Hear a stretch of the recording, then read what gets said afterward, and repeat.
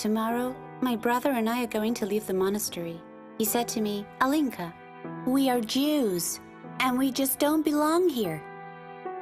Tomorrow we will leave for the state of Israel. You'll see that we'll be much better off there.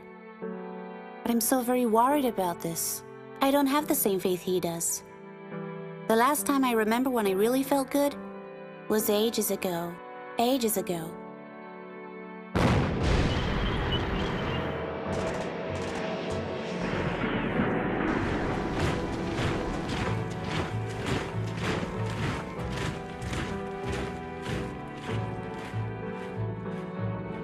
On my birthday, I was already a big girl. I was 6. It was supposed to be a really happy day. I knew I was going to get a lot of presents. And Mama would joyfully play the piano.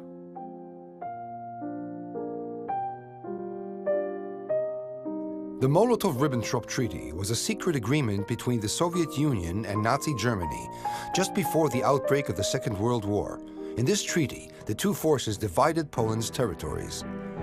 After the Nazis invaded Poland, the Russian army positioned themselves along the east side of the border, and these areas were affiliated to the Soviet Union. It was exactly on my birthday. Bombs were falling out of the sky. It was terrible. And nothing has been the same since. Immediately after the Nazis' occupation, Jews were uprooted from their homes and placed in ghettos.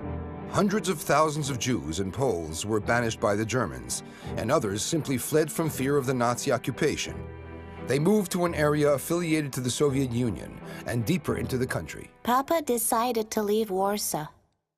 At first, it felt more like a trip. From the window, I could see many, many people walking hurriedly and some sitting in carriages with horses.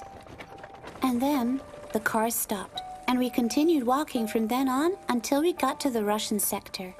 The Russians advised the Polish refugees to give up their Polish citizenship and replace them with Russian citizenship, but most were proud to be Polish and they declined. It never occurred to them what their negative decision would bring upon them. They were arrested by the Russians and deported to quarantine camps that included hard labor in Siberia. They took and put us, and lots of others, onto freight trains fit for cattle. The carriages were so crowded, and the stench was unbearable. We traveled for about 3 weeks until we arrived in Siberia. It was freezing cold. We hardly had any clothes left.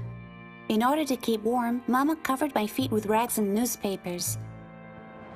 The place we got to was so terrifying. While the Jewish refugees were isolated in Siberia and disconnected from the events in the rest of the world, the German army invaded Europe. Following in their footsteps, the SS and the Gestapo systematically began to annihilate and eradicate the Jews of Europe. On June 22, 1941, war broke out between Russia and Germany. One of the results from this war was a treaty signed between the Soviet Union and the exiled Polish government in London. One of the clauses in this treaty was a pardon of all Polish refugees. The prisoners and their families in the work camps were set free. It was a day of celebration, and everyone sang the Polish anthem. We were finally free. Then we fled to the south, to Uzbekistan. We lived there in a rundown barn. People died. Their bodies were left in the streets. And then one day, Father returned home from the army because he had typhus. Nothing could be done to help him. And he died right in front of our eyes. And then I asked my mama, are we gonna die as well? Tens of thousands of refugees, many of them Jews, remained in Uzbekistan, Tashkent, and Bukhara, living without food, work, or shelter. Many died, leaving orphans behind. Parents, feeling they couldn't take care of their children anymore, sent them away to convents and orphanages. I remember I was 8.5 when I saw my mother for the very last time. But starting tomorrow, everything's gonna change. Because tomorrow, we begin our amazing journey to Palestine. But I'm still scared. Because in the Abbey, I feel safe. All you need to do here, really, is just to listen to the nuns and pray. Wimi oitza, isiena, iducha, swientego, amen. Emil, my brother, tells me that we are Jewish and that this isn't our prayer. Emil looks after me. He tells me what to do and how to behave. And I do what he tells me to. He's like a mother and a father.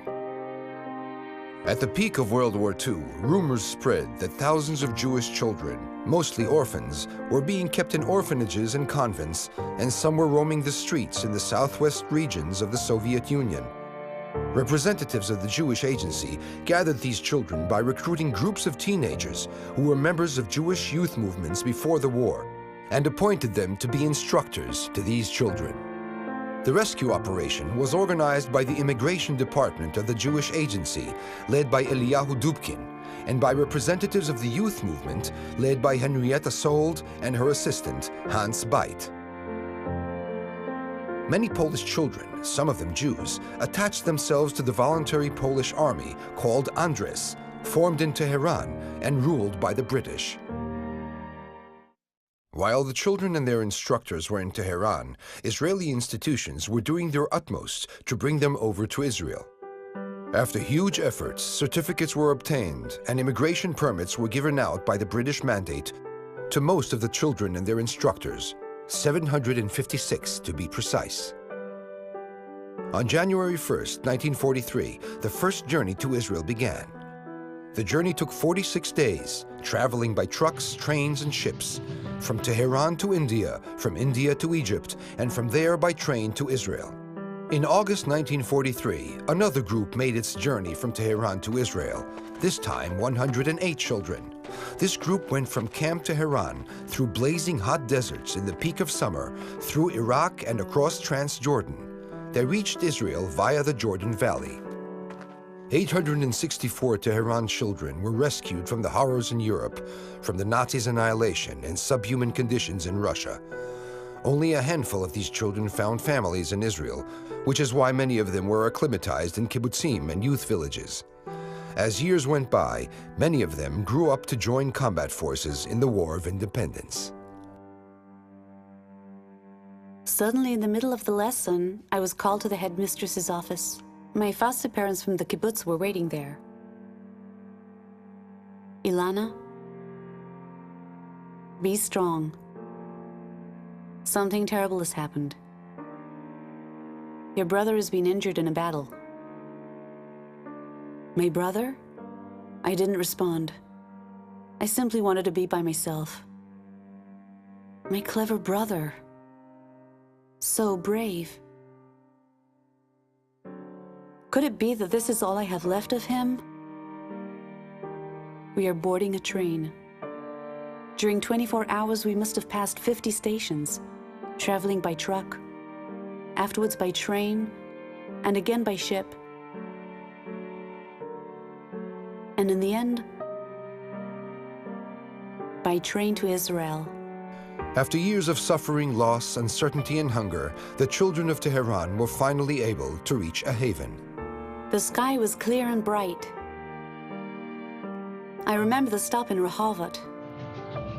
So many people waiting for us on the platform, waving their hands, saying shalom, and bringing us food, oranges, and sweets.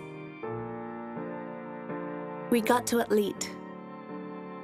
Here in Atlit, once a prisoner camp for immigrants caught by the British, the Tehran children were given medical examinations. It was also here it was determined what homes the orphan children were going to be sent to. From there we traveled to Jerusalem, to the youth group study farm. We went back to living like everyone else. We learned so much there. And after we already knew Hebrew, we moved to Kibbutz Genigar. There my brother and I got a foster family. My brother joined the youth group, but the older group. And 2 years later, he went to study agriculture in Kaduri in the Galilee. He joined Jezreel training. He wanted to become an agriculturist and build a new settlement. Together with his colleagues, he joined the Palmach. When the United Nations decided upon the division of Israel and the establishment of the Jewish state, a violent outbreak began against the Jewish population by several Arab gangs. Most of the Tehran children reaching the conscription age of 18 joined the Israeli army. Many excelled in battle and became great commanders and leading officers. 2 weeks before Declaration of Independence, Emil Emanuel Landau was killed in battle.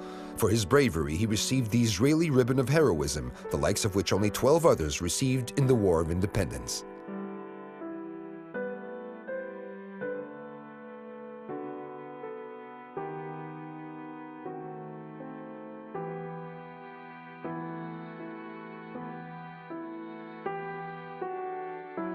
My brother is gone, and I still hear his voice.